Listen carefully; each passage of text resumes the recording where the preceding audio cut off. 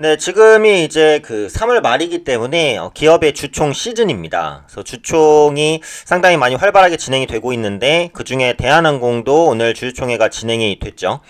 아마 이번 주 주총 기업 중에 또 가장 주목할 만한 주총이었다라고 봅니다. 왜냐면 조양호 회장이 사내 이사직을 유지할 수 있을지를 결정하는 투표가 이제 예정이 돼 있었기 때문에 이 부분에 주목을 하였을 텐데 결과가 나왔죠. 그래서 조양호 회장이 일단은 대한항공의 사내이사 연임에 실패했습니다. 그래서 경영권 일선에서는 일단 좀 물러나는 것이다라고 보시면 될 것 같아요. 그럼 관련해서 향후 대한항공의 주가 전망을 한번 보도록 하겠습니다.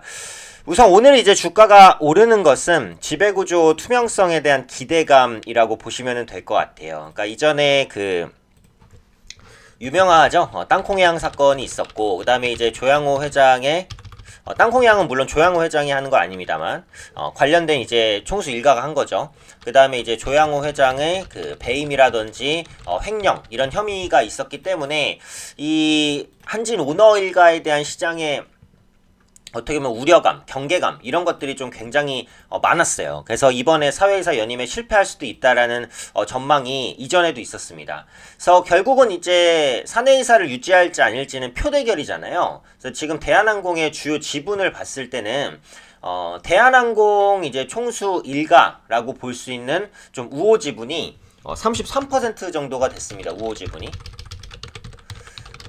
그러니까 총수 일가를 포함해서 이제 우호 지분이 33% 정도가 된 것이고 그 다음에 이제 그 국민연금 2대 주주죠. 11%. 그 다음에 외국인 투자자 한 21% 정도 되고요. 그 외에 이제 그 소액 등 기타 주주입니다. 근데 이제 국민연금이 우리는 그 조양호의 연임에 반대할 것이다라고 이미 반기를 들었어요. 그렇기 때문에 이제 연임에 실패할 수 있겠다라는 언급들이 나오게 됐는데 이게 사내이사가 이제 연임이 되려면 어떻게 해야 되냐면 그 3분의 2 그러니까 참석 인원의 3분의 2 이상의 이제 표를 받아야지 연임이 되는 겁니다. 3분의 2 이상을 받아야. 그래서 결국은 이제 외국인과 소액주주의 향방이 좀 중요했어요. 근데 결론적으로는 어떻게 됐냐면 이런 이제 오너 리스크를 해소시키자. 그리고 오너의 그런 횡행에 대해서는 제재를 가해야 된다라는 그 안이 좀 많았죠. 그래서 지금 결과를 보시면은 굉장히 또 아슬아슬하게 통과됐어요. 사내이사 연임안에 대해서 찬성이 64.1%.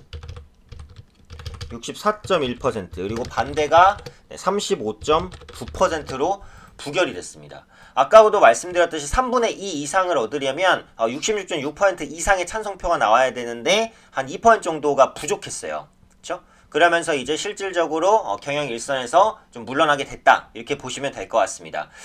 사실 이제 기존의 그 어떻게 보면 가장 큰 영향력을 행사하던 사람이 물러난 것이기 때문에 그러니까 기업 입장에서는 불확실성이 좀 커졌다 이렇게 볼 수도 있어요. 그러니까 실제로 한진그룹에서는 앞으로의 기업 사업에 대한 연속성 그리고 대한항공에 대한 신노선 확보라든지 신사업 이런 부분들을 적극적으로 추진하려면 조양호 회장이 있어야 된다라고 봤었어요.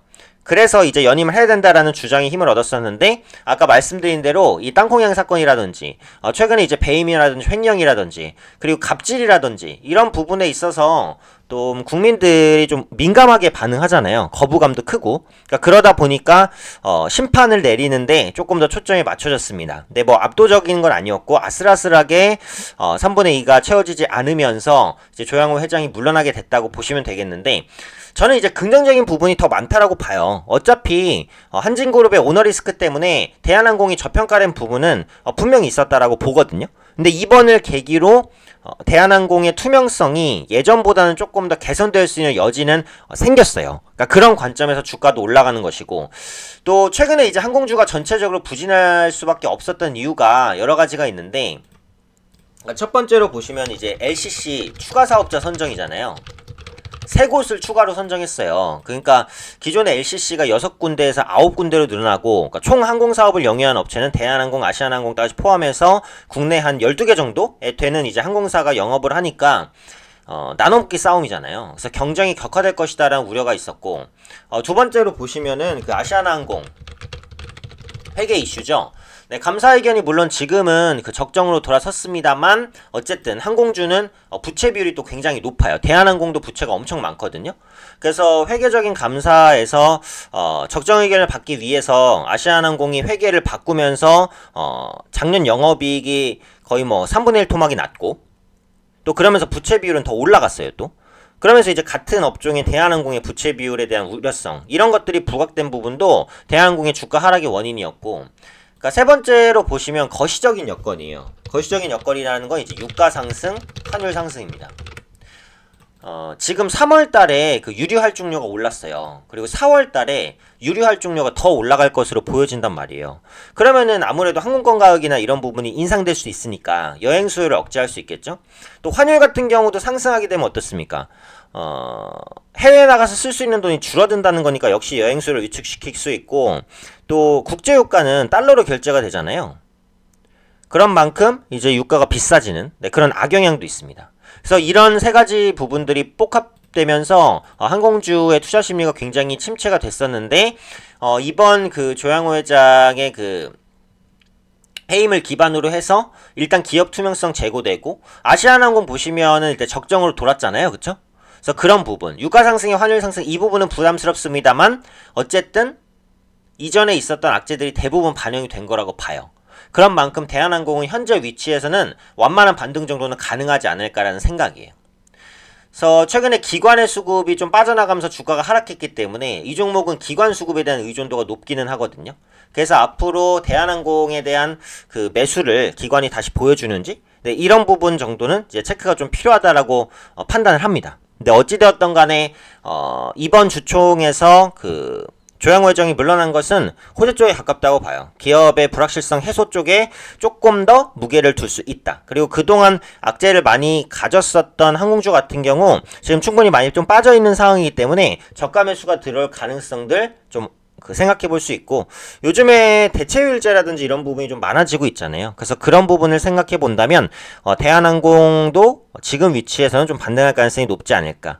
그래서 관심을 좀 가지실 만한 구간이라고 생각을 해요. 근데 대형주기 때문에 아무래도 시장에서 완전히 자유로울 수는 없겠죠. 그래서 코스피 시장이 일단 좀 저점을 잡는 모습이 나타난다 라고 한다면 좀 적극적으로 저가 매수에 나설 수 있는 종목이 아닐까. 시장과 함께 연계해서 좀 살펴볼 필요가 있다고 생각을 합니다.